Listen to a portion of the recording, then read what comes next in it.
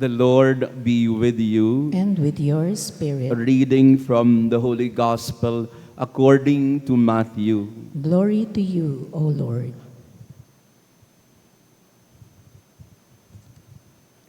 Jesus came to his native place and taught the people in their synagogue. They were astonished and said, "Where did this man get such wisdom and mighty deeds? Is he not the carpenter's son? Is not his mother named Mary, and his brothers James, Joseph, Simon, and Judas? Are not his sisters all with us? Where did this man get all this?" And they took offense at him. But Jesus said to them, "A prophet is not without honor except in his native place and in his own house." And he did not work many mighty deeds there because of their lack of faith. The Gospel of the Lord. Praise to you, Lord Jesus Christ. Praise be Jesus Christ. Now and forever. Good morning, dear friends. Pakibati din ng Happy Friday morning ang ating mga kasama. Magandang umaga po. Thank you for coming to our Mass. To our Friday friends, nakapula kayo ngayon. So welcome to you, all of you. And to our online parishioners, thank you also for praying with us today. The memorial of Saint Alphonsus Liguri, first day of August. Kahapon, July 31, piyesta ng mga Jesuita. Ngayon naman, piyesta ng mga Redemptorist. Ang mga Redemptorist po ay yung mga namamahala sa Baklaran. Ito po yung mga Redemptorist na pare. They were founded by St. Alphonsus Liguri in the 18th century, 1732 to be exact. St. Alphonsus Liguri was a priest from Italy, in Naples, Italy. He was a lawyer, a civil lawyer at the age of 16. And he had a flourishing career. However, he felt the call to become a priest. So he abandoned his career as a lawyer and decided to become a priest and later on a bishop and the founder of the Redemptorists. He is a doctor of the church and he wrote hundreds of writings in his time. Isang sinulat ni St. Alphonsus ay siguro magandang paalala sa atin sa oras na ito at sa mga panahong ito. Sabi ni St. Alphonsus Liguri, "He who prays is certainly saved. He who does not pray is certainly damned." He who prays is certainly saved. He who does not pray is certainly damned. Sa Tagalog, pag nagdadasal, naliligtas. Pag nakakalimot, napapahamak. Pakitingnan ng katabi mo. Nakakalimot na ba yan? O nagdadasal pa siya?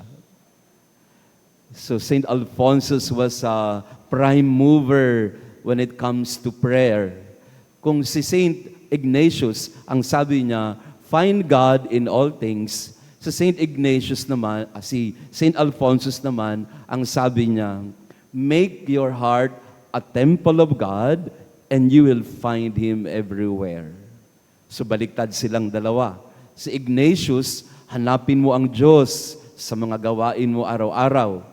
Sabi ni Alphonsus, hindi. Ilagay mo ang Diyos sa puso mo at kahit saan ka magpunta, makikita mo siya. So ang tanong, sinong mas tama? Si Ignatius o si Alphonsus? Bahala na kayo, pinag-away pa natin ang dalawang santo. Pero the point being, Alphonsus really emphasized the importance of prayer. Pray, because that will save you. Forget to pray, and that will destroy you. Yun ang pinapakita sa ating unang pagbasa. Bagamat napakahaba, pero napakaganda po ng mensahe ng Leviticus chapter 23. Kasi ang sinasabi ng Leviticus 23, sanctify time. Kaya inisa-isa ng Leviticus ang mga piyesta or festival ng mga Hudyo. May Passover, may Atonement, may Tabernacle, and all these feasts. Why?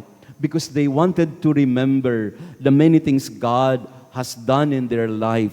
Time is sacred. It is not just chronology. It is not just chronos, physical time, but kairos. That in our physical time, God can be found. It can be sanctified. That's the whole point of Leviticus 23. It is not just our places that are made sacred like the church, but even our time of the day can be made sacred if it is spent in recognition and awareness of the presence of God in your life. Everything can be sanctified. However, in the gospel today, the people of Nazareth did not recognize that. They already had the presence of God in their community.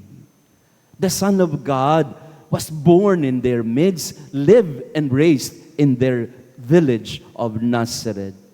And yet they failed to acknowledge and see the presence of the divine in their lives. Ang sabi nila, sino ba yan? Di ba alam natin yung nanay niyan, anak ng karpentero yan. Kilala natin ang mga kapatid niyan, mga pinsan niyan. Alam natin ang buhay niyan. Paano naging Diyos yan? Familiarity. Their familiarity with Jesus became an obstacle for them to recognize that the divine was in their midst, that the divine could appear in the ordinariness of our lives. Sabi ni Karl Rahner, ito yung mysticism of the ordinary. Na sa ordinaryong buhay natin, nandyan din ang Diyos. Kasama natin ang Diyos. Kahapon po, mayroon akong meeting with Bishop Danny Presto ng La Union. Sa La Union, sabi niya, Father, nako, wala pa kaming kuryente hanggang ngayon. Talagang mapapaano ka na lang, no? O kailangan nila ng generator. At ang pinakamahirap daw sa kanila, nagkukwentuhan kami ni Bishop, tubig, sabi niya. At talagang naiinis daw sila. Hindi naman naiinis. Kung hindi, they feel very disappointed sa isang water company. Alam niyo na kung anong kumpanya yon. Na talagang hanggang ngayon daw, wala silang tubig. Ang dumalabas daw sa kanilang tubig ay hangin. And here's the thing, sabi niya, kaya kami sa La Union, ano pa rin kami? Deep well pa rin kami. Sabi ko, Bishop, 21st century na tayo. Deep well pa rin kayo. Paano nangyari doon sa distribution ng water sa inyong lugar? Ay nako, sabi niya, Father, wala. Hangin ang lumalabas sa gripo namin. Ordinaryong tubig, pero kailangan. Na pagwala, talagang nakakawala din ng gana sa buhay. Water is ordinary. But if you deprive yourself of water, life will be very difficult. And St. Alphonsus said the same thing about it. Prayer is ordinary. But if you deprive yourself of it, life will be very difficult. Katulad ng tubig, ordinaryo lang yan eh. Pakitanong ang katabi mo, nakaligo ka ba kanina? Salamat sa Diyos. Nakaligo ka kasi may tubig. Si Bishop, di makaligo, wala tubig. God can be found in the ordinary. In our ordinary schedule, in our work, in our household chores, in our daily connections and interactions with one another, God is in the ordinary. That if we fail to see Him there, life will become hard. So we pray in this Mass that we may not reject the ordinariness of God's accompaniment in our life. Kasama natin siya. Huwag nating hanapin ng Diyos doon sa langit o doon sa ulap, o sa bundok, o sa dagat. Paminsan-minsan, oo, punta tayo sa retreat house para magdasal. Pero sabi ni St. Alphonsus, Sa araw-araw, nandyan ang Diyos. Everything can be sanctified wherever you are. In the ordinariness of our lives, God is present. He who prays will be saved. He who does not pray and recognize God every day is certainly damned and will be destroyed in the end. Praise be Jesus Christ. now and forever. Maraming salamat po ulit sa inyong pagdalo sa ating misa. To our online parishioners, thank you for praying with us. Sabi ni Saint Alphonsus, ni San Alfonso, pag may dasal, may kaligtasan. Pag walang dasal, puro na lang kapahamakan. Kaya magdasal. Kasi ang Diyos ay lagi namang naandyan sa puso natin, mararamdaman natin siya. Sa atin pong parokya, every July, it's the month of Maria Goretti. Every August, the month of Saint Ezekiel Moreno. And September, the month naman of Saint San Padre Pio. So ngayon pong darating na August 2, bukas, magkakaroon po tayo ng healing prayer or session with Father Momoy Borromeo, isang healing priest, after the 7 a.m. Mass. 7 a.m. Mass muna, and then healing service. So August 19 naman, kapiestahan po ni Saint Ezekiel Moreno, another healing priest will be with us, Father Soy Hernando. Siya naman po ang magmimisa at magkakaroon tayo ng healing service after the Mass.